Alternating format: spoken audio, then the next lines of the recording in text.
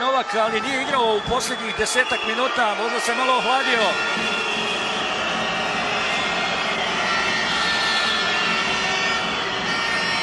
Brani!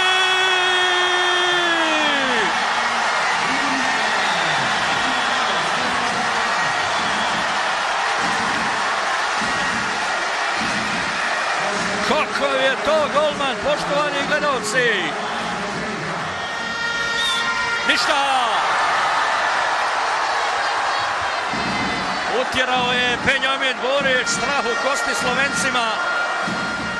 Timotej Grmšek je sada dobro prošao, ali nije pogodio. Razgovor tu suraca sa Benjaminom Borićem. 2:26 do kraja. Podignuta ruka, Herceg, drugo dodavanje. Ide Panić za Borića, Borić!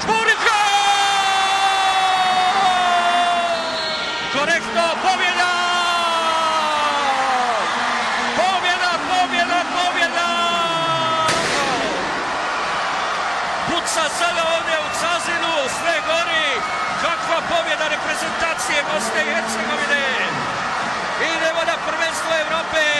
Ne možemo reći 100%, ima još to posljednje kolo, ali ova pobjeda od 27-26, pa onako 99,99% naš tim odvodi na prvenstvo Evrope.